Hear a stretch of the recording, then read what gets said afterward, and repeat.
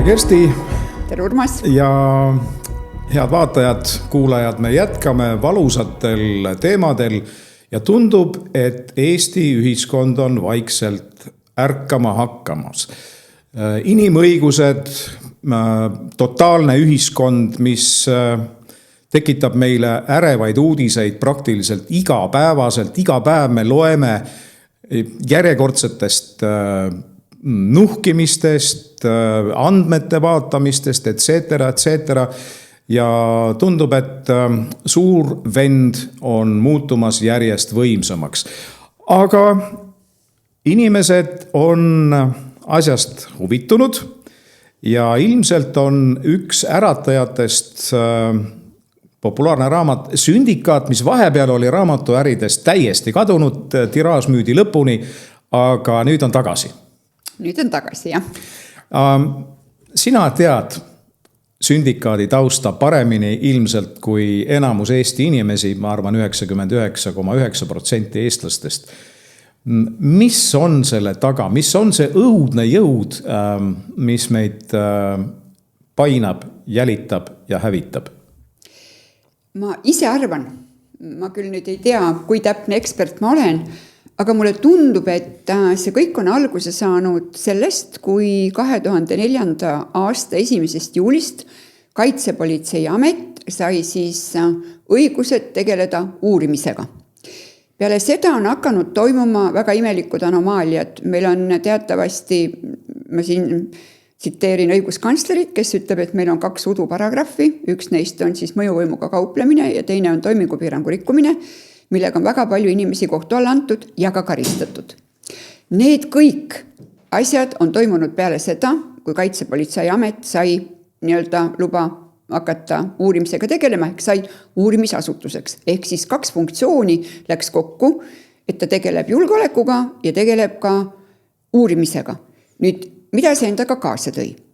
Teatavasti hakkas maailmas niisugune suur terrorismilaine, meie siis nüüd selle sajandi alguses, ja seoses sellega oli võimalik hakata lihtsamalt inimesi pealt kuulama.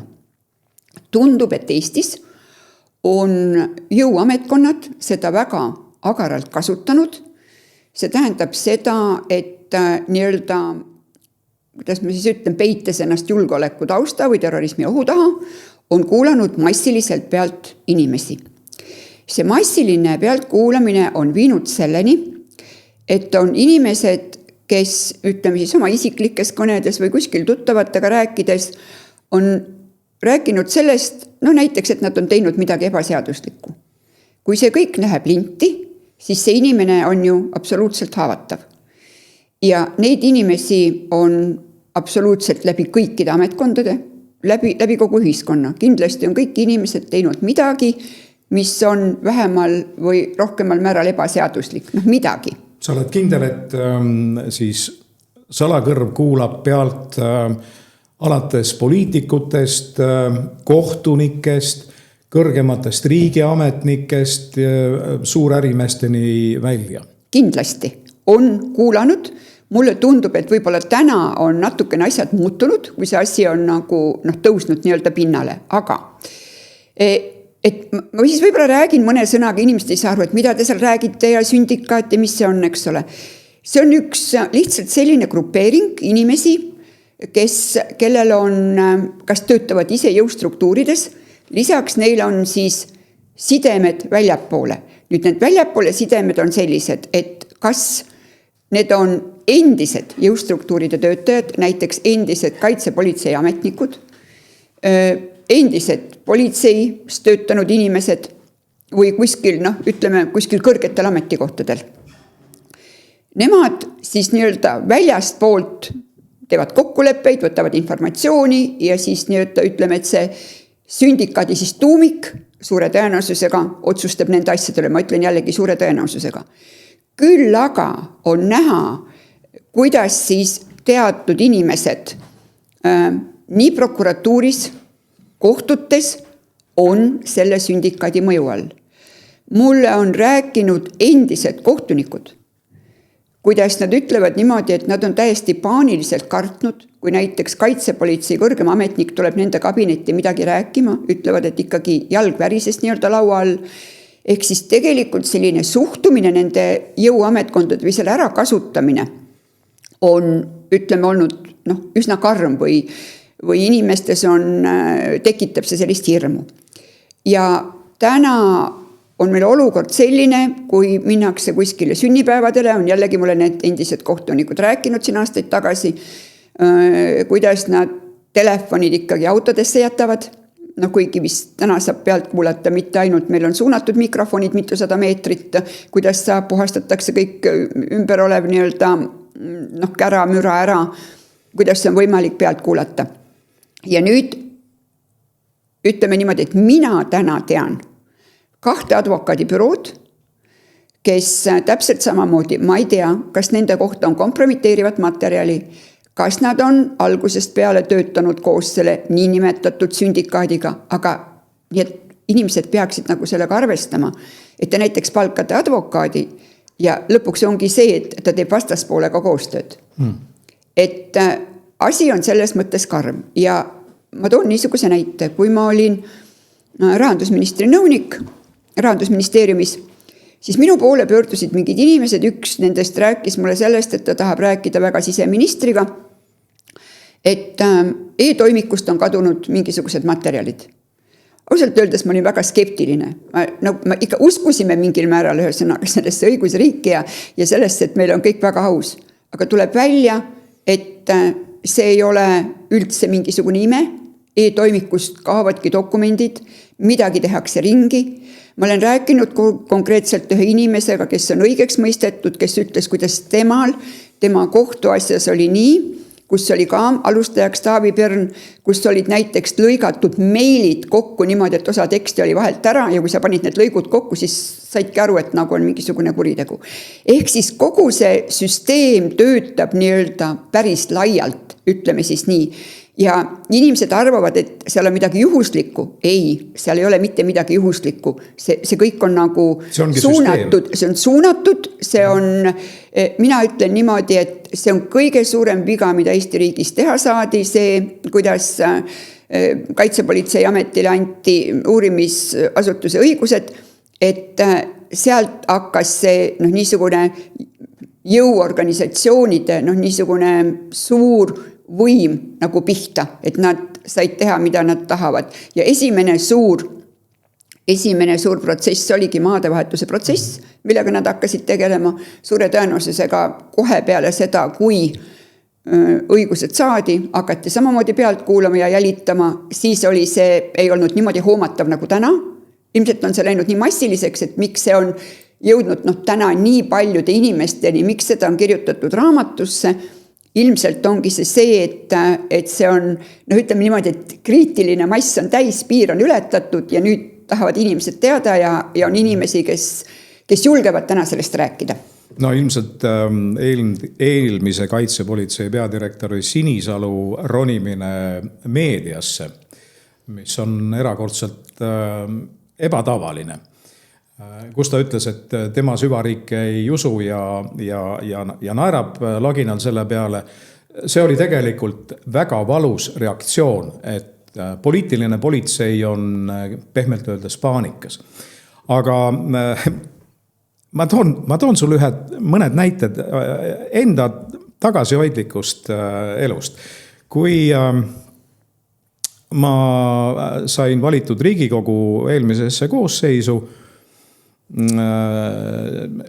siis tekkisid mul mõningad kahtlused. Ma tean, et EKRE fraktsiooni kõiki liikmeid kuulati permanentselt pealt, see on täiesti loomulik, et me kuulusime nii-öelda vastaskalda inimeste sekka või jõudude sekka teatud seltskonna arvates.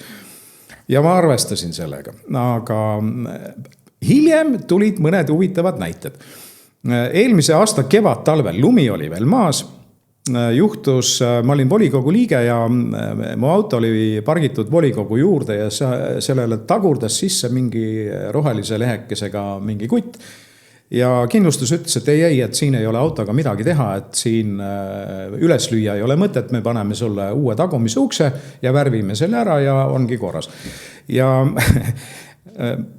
ma vahetasin meile loomulikult nii kindlustuse kui autofirmaga ja rääkisin nendest asjadest ka telefonis. Ja 2 päeva enne seda, kui ma pidin auto viima sisse mõneks päevaks, kus siis auto võetakse lahti, juhtus huvitav lugu. Mul oli õhtul koosolek, ma parkisin auto Sügise tänavale. Sügise tänav on selline tupiktänav, seal ei ole õhtuti suuri liiklusvoogusid üldse. Inimesed, kes on tulnud koju, on kodus ja ei ole lihtsalt kusagile minna mööda Sügise tänavat. Hästi vaikne on. Ja läksin koosolekule ja mul tekkis selline, vaata aeg-ajalt on, et oi, mis ma selle triikrauaga nüüd tegin, eks ole, jäi sisse või ei jäänud. Ja mul tekkis sama mõte, et kas ma panin auto uksed kinni, aga mul auto on ka telefonis. Ma saan absoluutselt vaadata, kus ta seisab, kas ta sõidab, kus ta sõidab, kas on uksed kinni, kas on kapott lahti, mis iganes. Ja auto ei lähe valvesse, kui on midagi nendest on, siis näiteks mõni uks on lahti. Ja vaatan äpist, ei, kõik on korras, auto on lukus ja valve all. Pärast koosolekut lähen autosse, panen auto tööle ja arvuti näitab mulle, et tagaluuk on lahti. Tagaluuk ei saa olla lahti, ma ei oleks saanud autot võtta valve alla, siis ta oleks hakanud piiksuma, otsi viga üles. Järelikult, mina tegin esimese järelduse, et midagi on seal, keegi on käinud näppimas ja mingisuguse, mitte ametliku puldiga, vaid mingisuguse elektroonilise vidinaga, aga see selleks. Unustasin selle. Nüüd mõni nädal tagasi otsustasin mina, et aeg on vahetada välja diivan. Mul oli 3-kohaline suur massiivne diivan kodus ja helistan uuskasutuskeskusesse, ütlen, et saatsin neile pildi, et mis te arvate, tulete äkki järele. Ja nemad helistavad mulle, ja, väga ilus diivan, me tuleme järgi, leppisime kuupäeva kokku ja te võite arvata, head vaatajad, et Reitelmann on paranoiline, aga nüüd tuleb näide, et ka minu koer on paranoiline. Me olime nimelt kogu perega, mis on haruldane, meil on, keegi on ikka kodus tavaliselt. Aga me olime kõik, mina, abikaasa ja koer, me käisime koeral küüsi lõikamas ja veel mõnes kohas ja tuleme koju. Ja selle asemel, et koeral tavaline rutiin, et kui tuleme kuskilt jalutamast väljast, siis ta läheb oma kausi juurde ja joob vett või sööb krõbinaid. Ei, ta tuli koju, ajas pea kuklasse niimoodi koonu üles ja nuusutas. Ja siis tormas elutuppa ja diivan, mis veel oli kodus, ta tegi selle diivani ümber tiiru ja tormas uuesti välisukse juurde kogu aeg nuuskides. See on täiesti, ma nägin esimest korda niimoodi ja mul abigas ütleb, et kuulge, et tundub, et on keegi toas käinud, eks.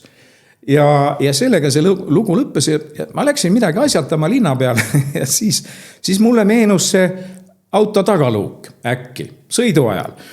Ja läksin koju, tõstsime selle diivani teistpidi, niimoodi põhi taeva poole, et vaadata, kas on midagi seal anomaaliat, et äkki on midagi võetud, äkki on mingid voodrid kuskilt lahti. Ei, voodrid olid kinni, aga ühe metalljala kronsteini küljes oli ilmselgelt niisugune sümmeetriline jälg, nagu oleks sealt midagi ära võetud.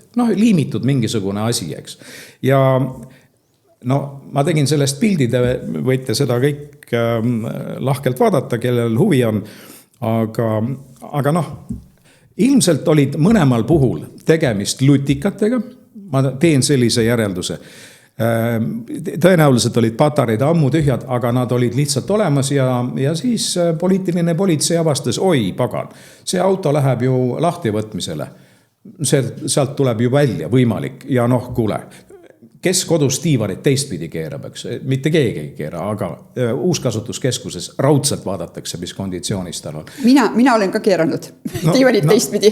Jaa, nii et jah, võite öelda, et mina olen paranoiline, aga minu koer paranoiline küll ei ole, nii et... ma räägin hästi kiiresti, muidu me hakkagimegi siin täna lugusid rääkima, muidugi, mis on ka nii-öelda suvepuhkusele minnes võib-olla tore, aga kui mina kolisin ära oma majast korterisse, siis kui ma olin autosse istunud nii-öelda oma isiklikku või õigemini sõiduautosse, mitte küll isiklikku, ja hakkasin nagu ära sõitma, siis ükski süsteem minu autos muidu, mis läks plaksult, kui ma panin endale sõnaga telefoni taha, läks käima. See tegi niisuguseid imetrikke, et sellest ma võiksin sõnaga suure jutu kirjutada, et see oli väga põnev. Kuidas, ja muuses pidevalt on niisugused asjad, et ma lülitan nii-öelda jõuga Bluetoothi välja oma nii iPadil kui telefonil ja veidi aja pärast on nad jälle sees ja mina ei tea, kuidas see nagu juhtub, aga see selleks. Aga mis ma tahan öelda, et läheksime tagasi sinna Sinisalu jutu juurde, selle intervjuu juurde, mis sa ütlesid, et seal väga paljud imestasid, eks ole, selle intervjuu üle. Aga ma tahan öelda, et minul on, ja lugedes ka muidugi seda sündikaati, minul on tekkinud ikkagi nagu niisugune tõsine mure tegelikult nende inimeste, kuidas ma siis ütleksin, isiksuse omaduste pärast. Sattus mulle siin ette õigemini üks hea inimene jälle, nagu meid siin informeeritakse, saatis mulle, kuidas Valvo Semilarski, kes ka, ühesõnaga tohutu, nii-öelda maha joosti, kus siis tehti, ma ei tea, pressikonverentsid ja seal oli ka Suvorov, Tartu endised linnapead, kuidas missugused tohutud altkäemaksuvõtjad nad olid, lõpuks asi päädis ikka selle ühe toreda udu paragrahviga, vist minu meelest Suvorov mõisteti üldse õigeks, aga Semilarski nii-öelda see altkäemaksusüüdistus läks kõik ära ja siis andis jällegi Sinisalu intervjuu ja kommenteerides siis seda juhtumit ütles, piltlikult öeldes tuleb aeg-ajalt keegi risti lüüa, ega inimesed muidu aru ei saa. Nii et minu küsimus on, et millest need inimesed aru ei saa, et mulle tundub, et nüüd on aeg hakata vastupidi tegutsema, et võib-olla on aeg hakata neid ebapädevaid kaitsepolitsei ametnikke või prokuröre nii-öelda risti lööma. Ja rääkides jällegi sellest ristilöömisest, kohus näiteks on löönudki risti. Nii prokurör Vertet kui ka meie juhtivat riigiprokuröri Perni on tehtud konkreetselt kohtumäärused, nad eemaldatud menetlusest ja mitte midagi. Ja mis on kõige huvitavam, siis nüüd üle-eelmise nädala esmaspäeval käis EKRE fraktsioonis esinemas riigi peaprokurör Astrid Asi ja ka mul oli võimalik selle kohtumise juures olla ja küsimusi esitada ja ma küsisin, et miks need prokurörid edasi töötavad, kas neid saab karistada, mis selleks tehtud on ja riigi peaprokurör Astrid Asi väitis, et meil puuduvad prokuröride karistamise osas igasugused mehhanismid. Tead, ma ei tahaks seda hästi uskuda. Kui riigi peaprokurör näeb, et tema alluv on saamatu, loll või lurjus, siis tal on alati võimalik ametkondlikult teda karistada. Mis mõttes ei saa? Eks ei pea ju kohe vallandama, aga käskiri, noomitus, hoiatus, mis iganes sellega alustades. Ja kui politseinike elu on ülimalt rangelt reglementeeritud, nad ei tohi võimupiire, tavapolitseinik ei tohi oma võimupiire mitte kuidagi ületada, eks ole. Sisekontroll tuleb ja ütleb, et mees, sa tegid või naine, et sa käitusid valesti, eks ole, ja järgneb karistus vääramatult, ei ole mingit küsimust ka. Mis statuut on siis prokuröril või siis riigiprokuröril? No tegelikult on niimoodi, et ikkagi distsiplinaarmenetlus ja distsiplinaarkaristus on võimalikud. Üks meie erakonna liikmetest ka endine prokurör nüüd on teinud järelpärimise Justiitsministeeriumisse, et mis siis tegelikult need karistusmehhanismid on, et see ei saa nagu olla, et kui prokurörid ja ütleme niimoodi, et minu meelest on kõige räigem on see, kui prokurörid loovad nii-öelda kunstlikult tõendeid, ehk nagu ma siin enne ütlesin, kui nad lõikavad seal välja ühesõnaga mingisugustest meilidest, eks ju. Et prokurörid ei tohi luua kunstlikke tõendeid ja kui seda tehakse, siis see peab olema täiesti rangelt karistatav. Aga muidugi, kui meil on ikkagi plaanis, et me sügisest jätkame üsna tihedalt nende podcastide tegemist, me hakkame välja tooma need põhivalupunkte, eks ju, mis meil on. me hakkame intervjueerima rohkem inimesi, et meie siin Urmasega praegu alustame, aga me tahame tuua siia, kus on ikkagi tulevad, tõesti räägivad advokaadid, tulevad, räägivad inimesed, kes on kaevanud riigi nii-öelda kohtusse, mis puudutab süütuse presumptsiooni. Kui ma eile rääkisin ühe advokaadiga, kes on siis osalenud selles protsessis ja küsisin, et mida see kohtuotsus siis ütles selle süütuse presumptsiooni rikkumise kohta, siis tal nii-öelda suu venis suurele naerule ütles, et no oli see alles otsus, eks ole, mis ütles, et teha ei tohi, aga jällegi mitte mingit karistust, nagu mitte midagi ei tohi, vibutad näppu, on ju. Ja nii nagu, jällegi tulen selle Sinisalu ütluse juurde, et aeg-ajalt tuleb keegi risti lüüa, et me lihtsalt lööme inimesi risti, neid mõistetakse õigeks ja nii jälle siin ühel päeval üks äsja kohtu all olnud inimene, kes siin jälle paar päeva tagasi õigeks mõisteti, ütles, et tema oli sattunud vaatama, mina kahjuks ei näinud, Taavi Perni intervjuud hommikutelevisioonis või televisioonis, kus ta siis oli öelnud, et kui õigeks mõistetakse, et mis see protsessis oli, et see oli õpituba. Et siis, kus inimesel rikutakse nagu ära kõik, mis vähegi nagu rikkuda on, eks ju, eraelu, sind lüüakse risti, nii nagu minu puhul, eks ole, ma ütleme siis niimoodi, et ma lugesin kokku suhteliselt nagu need põhiartiklid, mida oli kokku 200, mida kirjutati 2 kuu jooksul. Nii et ma ei kujuta ette, kui ma need aastad seal kokku loeksin või ka eelmise aasta kevade, kui kõik kirjutasid, kuidas mind tingimisi vangi mõisteti, eks ju. Ja ütleme võrdluseks isand Perni-sugune inimene, kes on oma, kelle enda käitumine on pehmelt öeldes kriminaalne ja ei saa oma tööga hakkama seaduse raamides, siis eraettevõtluses ta katseajast kaugemale ei jõuaks. Ma arvan, et isegi enne katseaja lõppu öeldakse talle, et mine ära. Aga näed. Võt meil inimesi väga tihti, kui keegi midagi teeb või siin on, öeldakse inimeste kohta, nii-öelda kasutatakse väljendit kasulik idioot, eks ju. Siis kui me vaatame kogu seda prokuratuuri tegevust, ühesõnaga, kuidas tegelikult kaitsepolitsei teatud asjades juhib nagu prokuratuuri. Ja mulle kusagil 15 aastat tagasi üks advokat ütles niimoodi, et tegelikult kaitsepolitseil just selles, et nad on saanud omal selle uurimisasutuseks, on kogunud siis kompromiteerivaid materjale ka prokuröride kohta, et prokurörid tegelikult ka, teatud prokurörid kardavad ka kaitsepolitsei ametit. Samas ja kardavad ka kohtunikud, nii nagu ma enne rääkisin. Just. Et probleem tõsiselt. Ja, aga kui me nüüd tuleme uuesti väikese ringiga tagasi selle sündikaadi juurde, siis meie elus on olnud eredaid ja meeldejäävaid näiteid, kuidas teatud võimu koridoride kaudu, kus omades häid sidemeid ja tuttavaid, on tellimustööna võimalik hävitada inimesi mitte ainult sellepärast, et nad mõtlevad ja räägivad valesti, vaid nad on risti jalus ka näiteks äritegemisel. Ja siin on üks ere näide Vooli listeeria hüsteeria. Eks see oli mõned aastad, head aastad tagasi, kus äkki täiesti tühja koha pealt ilmus uudis, et Vooli kalatoodetes on avastatud listeeria bakterid. Etteruttavalt võin öelda, et need bakterid olid kõik lubatud normide piires. Seal mitte ükski näit ei ületanud tervisele ohtlikke piire. Aga nüüd tuleme ajakirjanduse rolli juurde.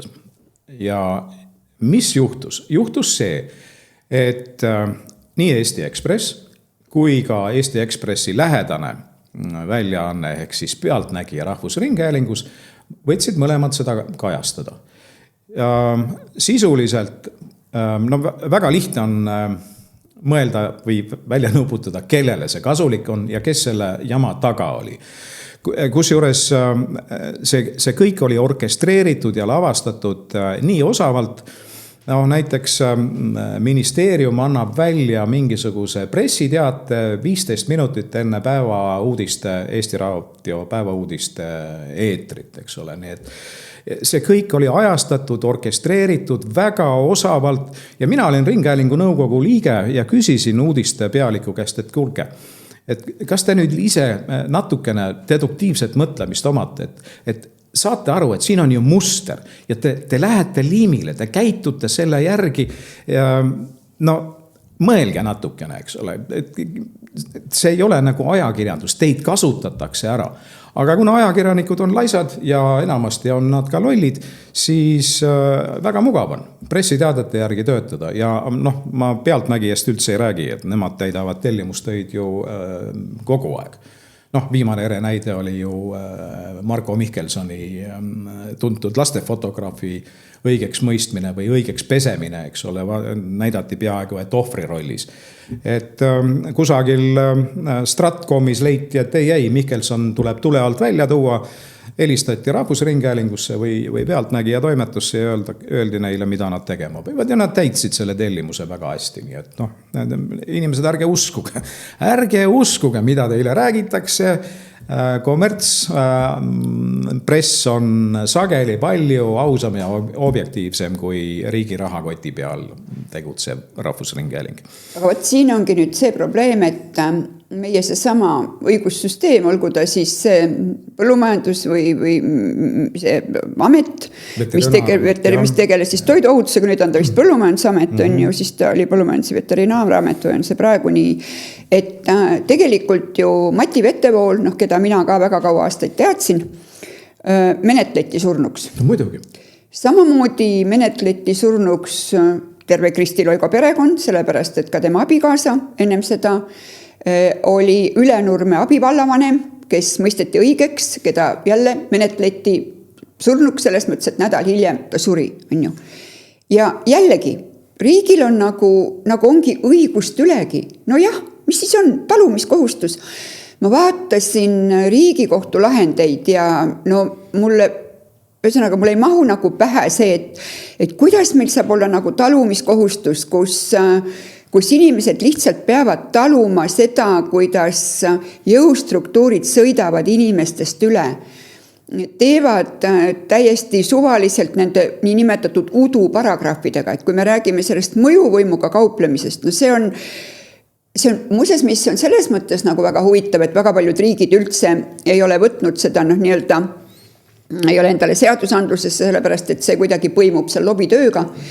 Ja näiteks, mis on veel minu meelest nagu huvitav, kuidas tegelikult ametnikud, ütleme siis need jõuametnikud, kas see on prokuratuur või kaitsepolitsei ja võib-olla ka isegi kohtud, mingil määral teatud kohtunikud ilmselt saavad väga hästi aru, aga neil on selline tunne, et riik ja riigisüsteem on üle kõige, et see on primaarne. Et see inimene on selline pisike mutter, mis peab selles õigussüsteemis, ühesõnaga seal sulle visatakse sinna õli natuke peale ja sa nagu käidki, et teenid seda süsteemi, hoiad ise seda süsteemi nagu töös.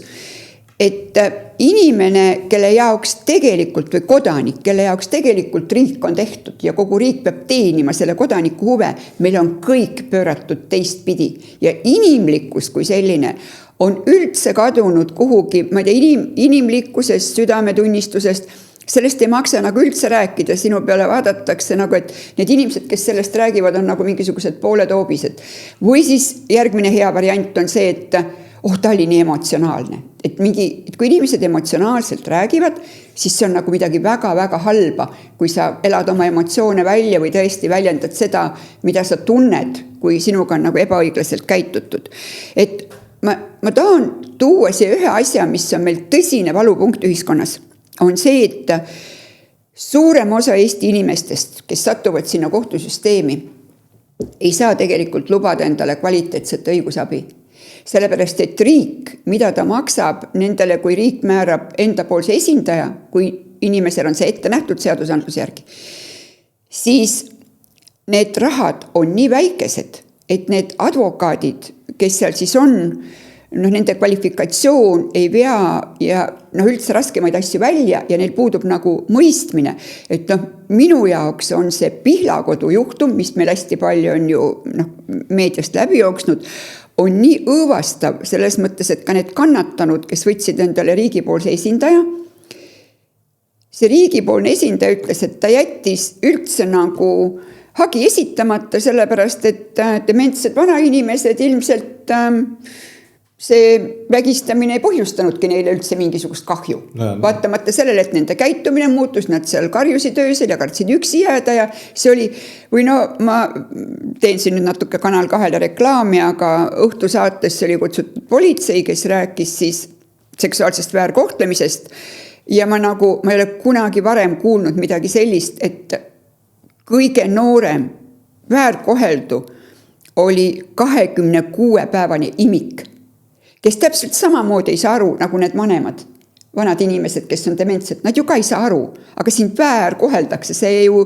kusagil alateadvuses nii-öelda salvestub, see on midagi väga õõvastavat. Ja selline advokaat on nagu olemas, ta on advokatuuris, ma ei tea, kui antakse see kutsetunnistus, kas mingisugust asja ei vaadata enam hiljem tulevikus, et mida sa nagu teinud oled, kuidas sa oma tööd teed, kas see on üldse kvaliteetne. Nii nagu ei vaadata prokuröride puhul. Muuses, mis üks huvitav asi. Praegu on menetluses prokuratuuri seadus. Väidetavalt ju justiitsminister räägib, kuidas me kõik asju parandame, kuidas kohe läheb kõik paremaks. Lugesin ma siis seda seletuskirja nii-öelda diagonaalis ja mida ma loen, kuidas siis prokuratuuri töö paraneb. Tõhustatakse sisemist kontrolli. Urmas, kui meie sinuga töötaksime ühes asutuses. Kuidas siis nüüd mina teen sinu üle kontrolli ja kuidas siis sina teed nüüd minu üle? Väga keeruline. Väga keeruline, eks ole. Siis läheme koos rõõmsalt kohvinurka ja vajutame aparaadi nupu peale, eks ole. Ja pärast arutame, kuidas me teineteist oleme tõhusalt kontrollinud. Et see, et täna puudub tsiviilkontroll nii kaitsepolitsei kui prokuratuuri üle, et see on meie seadusandluses suur puudus ja see rääkida, et mingisugune või ükskõik missugune parlamendis on mitmeid komisjone, kuidas siis nemad võiksid seda reguleerida. See on täielik muinasjutt. Täpselt, ma lihtsalt toon teile siit Tallinna volikogust ühe näite. Ma olin Tallinna volikogu revisjonikomisjonis ja me auditeerisime, meil oli palju kaebuseid Tallinna prügila kohta, kus ilmselgelt tehti midagi väga ebaseaduslikku. Ja kui mina jõudsin selleni, et ma hakkasin algdokumente välja nõudma. Tallinna linn, kes on Tallinna prügila omanik, mina olen volikogus linna esindaja, mina nõuan välja dokumente. Selle peale öeldi, see on ametisaladus, see on ärisaladus, kõik, mitte midagi, rist peal. Täpselt samamoodi on praegu need kaitsepolitseid ja prokuratuurid. Tegelikult see kontroll nagu, need parlamendikomisjonid, see ei toimi. Gert Kingo hakkas ju kontrollima. Palun. Nüüd on ta kriminaalkorras karistatud. Uduparagraafiga, ei, tal on kelmus, vabandust, mitte uduparagraaf, aga kelmuse saab teha nii-öelda sobivaks uduparagraafiks. Ja Kalle Laanet, kes läks Parmase käest küsima, et kuulge, mehed, kas te mingit tööd ka teete siin selle Slava Ukraini asjus. Samas kohe võeti välja tema valmis toimik. Mis te arvate, et Laanetit hakati uurima? Ei, teda oli jälitatud, see oli ammu teada, et kelle käest ta üürib, millise raha eest ta üürib, kusjuures ta ei ületanud muidugi isegi selles mõttes ka turuhinda, ta ei maksnud rohkem, maksumaksja ei maksnud Laaneti korteri eest rohkem.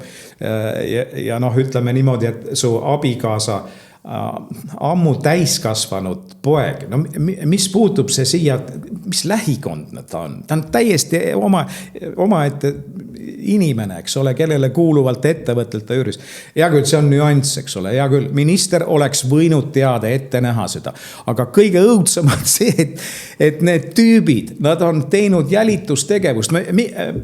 Minu diivan, jällegi, ega siis see ei ole mitte sellepärast, et keegi oleks arvanud, et Reitelmann on riigi vastane. Ma olen Eesti patriot, loomulikult. Aga igaks juhuks, äkki me leiame midagi. Äkki ta peksab naist kodus. Äkki ta korraldab mingite alaealistega mingeid orgiaid. Nii et Või räägid Kremli jutupunkte. Või räägin Kremli jutupunkte, no seda ma teen nagunii. Aga selles mõttes on ju see jälgimisühiskond, see on õudne, see on kohutav. Ameerika Ühendriikides on luureagentuure on jalaga segada, eks ole. Nad segavad teineteise tööd ja 9/11 ajal või järel tuli välja, eks ole, et juba paljud teadsid, mis on toimumas või on terendamas, aga nad ei suutnud omavahel oma töid koordineerida. Aga nende kõikide üle on olemas kongressi järelevalve. Ja kui läheb FBI või CIA juht läheb kongressile tunnistusi andma ja kui ta valetab, siis ta läheb konkreetselt vangi. Ilma mingi pikema jututa. Vangi minek on garanteeritud, eks ole. Kuidas Eestis ei ole? Tuleb mingisugune Sinisalu või kes seal nüüd tänasel päeval on, vahet isegi ei ole, Palloson. Ja tuleb ütleb, et ei, see ei ole nii. Ja me peame seda uskuma. Me peame seda uskuma, sest meil ei ole mitte mingeid hoobasid, et tõde teada saada. No kuidas see on võimalik tänapäeval? Aga vaata, mis tegelikult juhtub on ju. Et näiteks, ma lihtsalt ütlen, mõnikord on reaktsioon, eks ole, keegi võeti vahi alla. Suur uudis on ju. Täna enam siis nagu pressikonverentsi ei korraldata, kapo ja prokuratuuri poolt. Nii palju nad on õppinud. No, nii palju, jah, tähendab, et üks potentsiaalne kurjategija, nagu siis mina olin, julgesin teha pressikonverentsi, kui ma vanglast välja tulin ja see pani sellele suurele nii-öelda nendele pressikonverentsi lainetele pani punkti. Aga nüüd, kui keegi võetakse kinni, siin jälle ilust ma ei hakka täpselt seda asja nagu ütlema, võib-olla mul on õigus, võib-olla ei ole. Esimene mõte on, nii, kas see mees sai sündikaadile jälile või on esimene minu mõte, kellele ta nüüd varba peale astus. Sest et meil on väga palju tõesti inimesi, kes ei ole nagu kuritegevusega seotud, keda on üritatud mitu korda kurjategijaks teha. Sellepärast, et ta on läinud vastu selle nii-öelda väga olulise sündikaadi võimuga, eks ju. Aga ma tahaksin täna öelda veel seda, et meil on siis põhipunktid, mis meil siis üldse tõusetunud on täna ühiskonnas, mis on nüüd viimastel aastatel, õigemini või viimane isegi see aasta, sest et see Kajar Lemberi protsess oli see, mis nagu alustas selle nii-öelda, kus inimesed hakkasid kärkama tegelikult, eks ju. Et meil on tõsine probleem, on see, et süütuse presumptsioon on Eestis tühi loosung. Kõigepealt sind mõistetakse süüdi ajakirjanduse läbi, ehk siis menetlus on karistus, nii nagu ütlevad meie nii-öelda prokurör on öelnud siis ühes selles lausa kohtuistungil, eks ole. Riigiaparaadi võim kasvab kodaniku üle igal aastal, kui me teame, mis on toimunud nende igasuguste erinevate jälgimistega, andmete sobramistega, ehk siis inimene on muutunud süsteemi jaoks läbipaistvamaks, kui süsteem on. Me enam isegi ei tea, kus käiakse meie terviseandmetes. Me ju teame seda, et sideoperaatorid koguvad andmeid, nüüd vist kuidagi moodi hakatakse sellele piiri panema. No tavalistest jälgimiskaameratest ma üldse ei räägi, eks ole. Ja see on tavaline, aga see avalik hukkamine, et ühesõnaga see on täna nagu isegi suurema mõjuga, kui see õiguse mõistmine. Ja siin tahetakse igal juhul, isegi kui sind õigeks mõistetakse, siis tavaliselt käib sellega kaasas. Aga äkki seal ikka midagi oli. See käis muuseas, Marti Kuusik oli ju esimene, kes nagu nendest EKRE ministritest siis nagu õigeks mõisteti. Ja ma kuulsin ise, kuidas keegi ütles, ei no aga seal ikkagi järsku midagi oli, et selles mõttes see on nagu ütleme siis niimoodi, et see on väga, väga halb ja ohtlik suhtumine. No Kuusiku case oli muidugi eriti drastiline, kui prokuratuuri inimesed käisid tema eks-abikaasat survestamas, et ta annaks Marti vastu tunnistusi. Kui inimene satub õnnetusse libedal jääl ja murrab käe, ja siis tuleb mingisugune prokuratuuri tegelane ja ütleb, et ei, sa said valesti aru, sa ei kukkunud. Marti lõi su käeluu pooleks, eks. No ei jätku eriti sõnu, ütleme niimoodi, õigusriik. Ja Eestis ongi tekkinud siis uus eliit, kes peab teisiti mõtlevaid inimesi probleemiks. Eriti hästi tuleb see välja Riigikogu infotunnis. Kui opositsioon midagi küsib, kuidas tegelikult ministrid mõnitavad. Ja inimõigused ei ole tõesti ainult moesõna. Inimõigused on teatavasti ka see, et meil on õigus heale nimele, õigust õiglasele menetlusele, õigust eraelule ja nii edasi. Ja õigus kaitsta ennast selle täitevvõimu eest. Ja nüüd me jätkame sügisel podcastidega. Me võtame kõik need teemad, millest me siin praegu nüüd viimasena ette lugesime, me võtame kõik need ette ja mitte ainult. Meil on üks selline MTÜ, mis hakkab kogu selle ürituse jaoks koguma kõigepealt lugusid inimestest, kes on kogenud ebaõiglust, tühistamist või ametkondade jõupositsiooni kuritarvitamist. Liiga sageli jääb avalikkus kuulma ainult süüdistust, kuid mitte inimese enda lugu. Me tahame need lood kokku koguda, neist valmivad raamat ja podcastide sari. Kui sina ka vaataja pead oluliseks süütuse presumptsiooni, õiglast kohtlemist ja läbipaistvat ühiskonda, saad sellele kaasa aidata. Alates 1. juulist on MTÜ Ole teadlik kantud tulumaksu soodustusega mittetulundusühingute nimekirja, mis võimaldab nii eraisikutel kui ettevõtetel projekti maksusoodustusega toetada. Nii et meie hakkame koguma, te saate kõik annetada, kes te tahate, et me astume sammu ligemale õigusriigile. Ja siin aitab ainult avalikustamine, mitte midagi muud. Nii et meie oleme kõik valmis avalikustama, kutsume inimesi stuudiosse, tegema saateid ja panema asju kirja. Täname vaatamisest.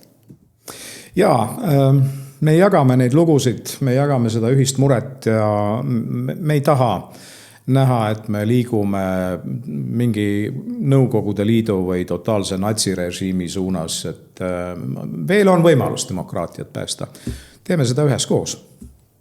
Kohtume sügisel. Kohtume.